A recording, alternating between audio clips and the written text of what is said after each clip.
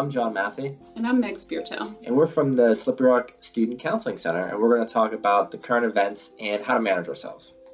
So as we start off trying to navigate the rest of the semester with these unexpected challenges, we want to encourage you to keep in mind that this is not a vacation. Our current state isn't permanent, but for right now, it's our reality. While our roles remain the same, the way we define those roles will look different. Now more than ever, we need the support of those around us. We want to walk alongside you as you figure out your role in all of this, what to think, what to do, how to feel. We don't know how long this season will last, and with that can come a lot of fear and anxiety. So what we want to let you know today is that you're not alone. There's no right way to feel right now. This is uncharted territory for all of us. And, as you continue to define that role, we want to remind you to just be kind to yourself. This isn't a time for success and efficiency. This is a time for adaptation and grace. With things changing, routines interrupted, sometimes we forget the most basic things.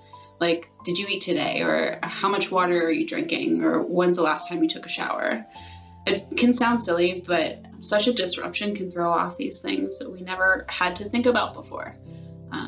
And if we're not getting our basic needs met, and it's really difficult to expect much else from ourselves. When talking about our basic needs, we kind of go back to Maslows Hierarchy of needs.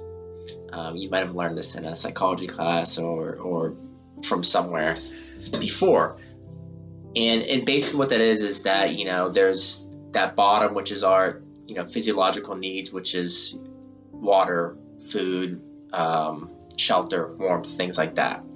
And then we move up to safety, where, you have this feeling of security, health, protection, and kind of moves us to belongingness, right? Staying connected with others, friends, family, and things like that.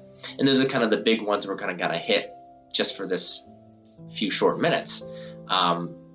So going back toward us, down to the bottom, our physiological needs, is something that we want to remind you is that we have to be thinking about those still. And kind of what Meg said in the beginning, it sounds silly asking yourself, have I eaten today? Have I drank today? Any water?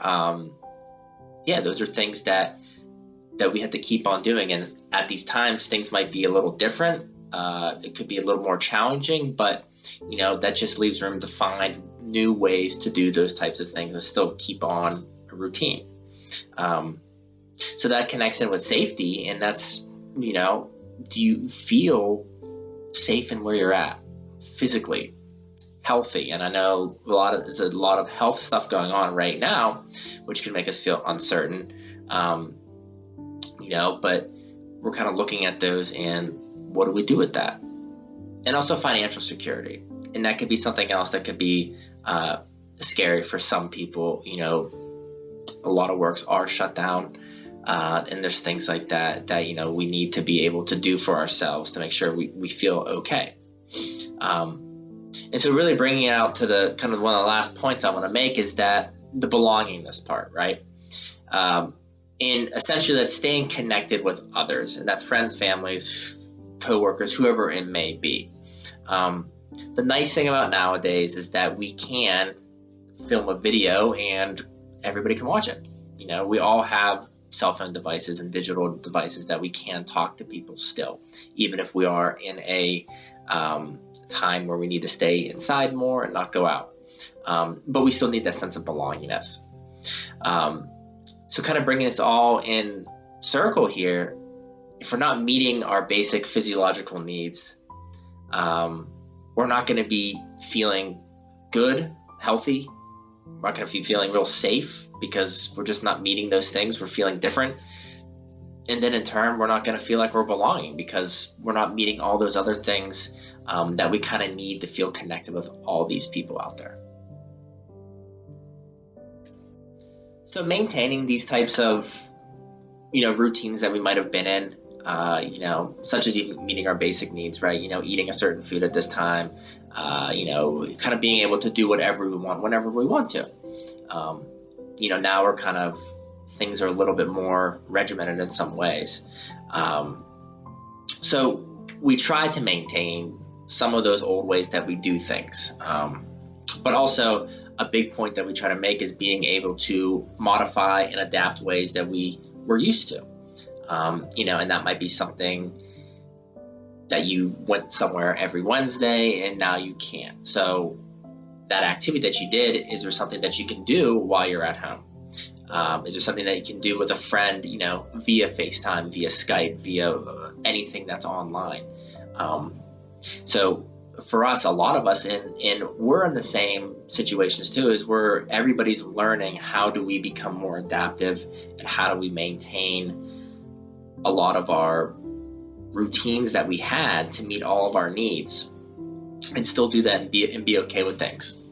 And that's one of those questions that we kind of put out there for you guys to think about, because there's a lot of different ways to do things. One of the main things that we want to make sure that we're paying attention to is not allowing our anxiety and fear to turn into anger and dread. And we really do this by just slowing down and being aware of what's going on in the world and within ourselves, within our own emotions. And a lot of this has to do with a loss of control. Obviously, all of us are in a position where we don't have control right now.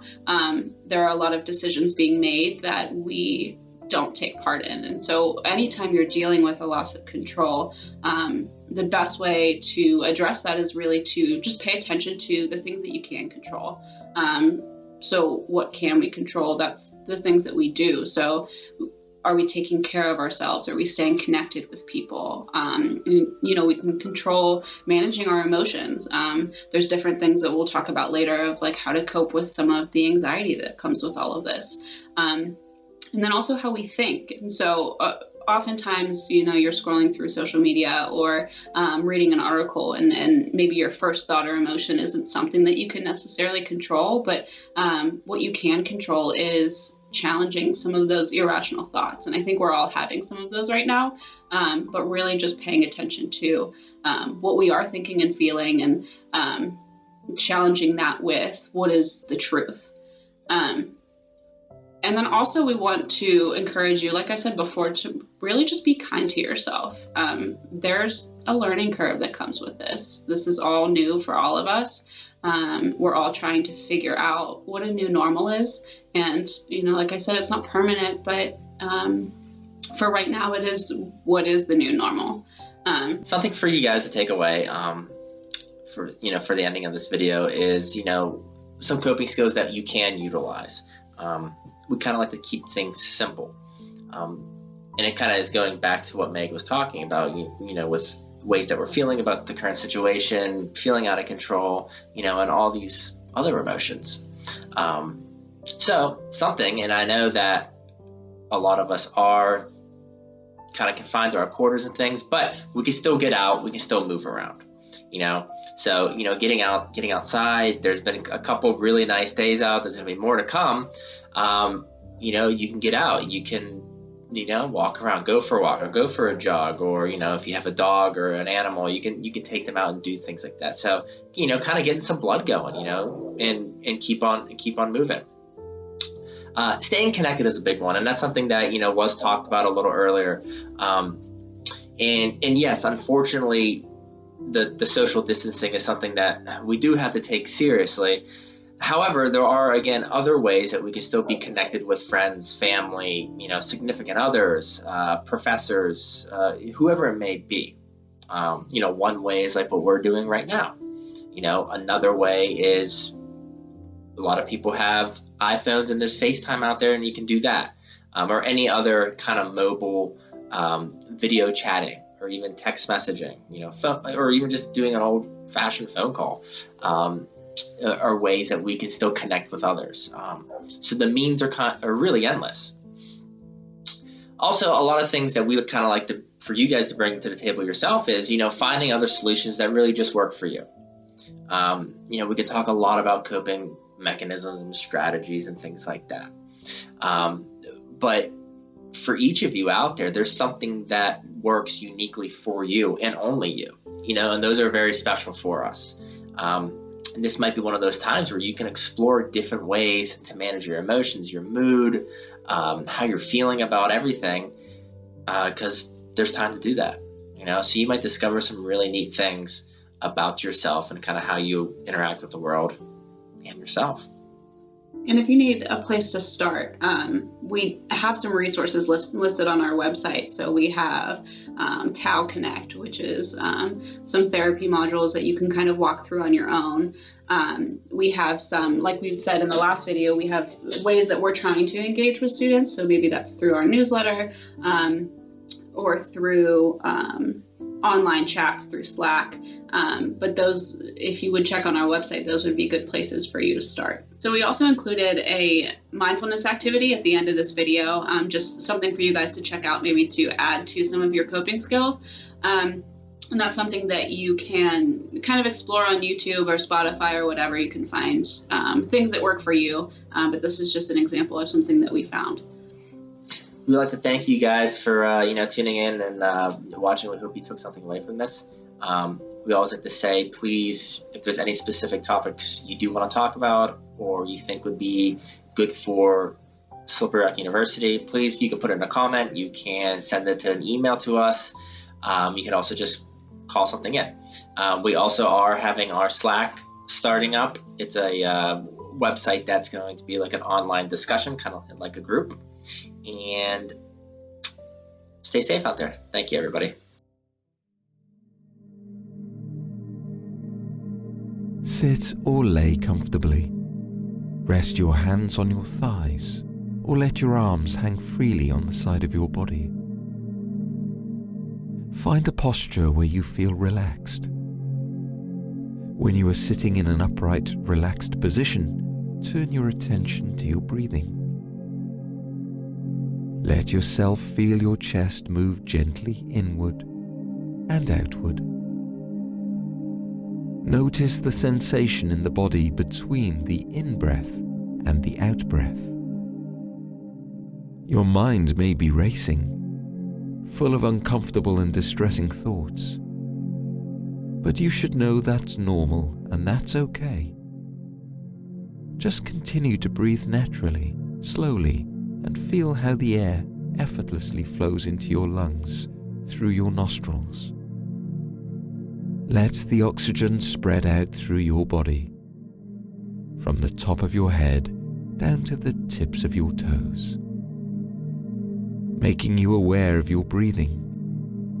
When you are sitting in this position, I want you to repeat after me, either by saying it out loud or by silently repeating it in your mind.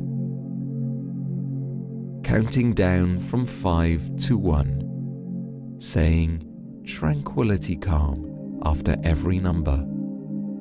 And after every number, you will become more and more aligned with the calmness of your inner self. 5 tranquility calm.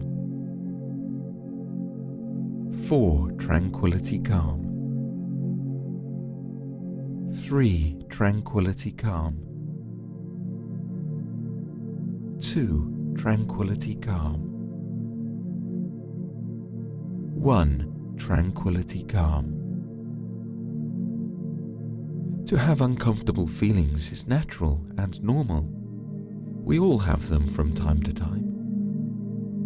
And we overcome them by focusing on the present, focusing on our breathing and on our own self-awareness, focusing on tranquility, slowing down, focusing on calmness. Now I want you to visualize the ocean, remembering the feeling of tranquility that the ocean can render. I want your thoughts to flow slowly like the ocean, all the time allowing your body to breathe in a calm and tranquil way. One more time, repeat after me. 5 tranquility calm. 4 tranquility calm. 3 tranquility calm. 2 tranquility calm. 1 tranquility calm. Now you are in stillness and I want you to remain there. Tranquility, calm,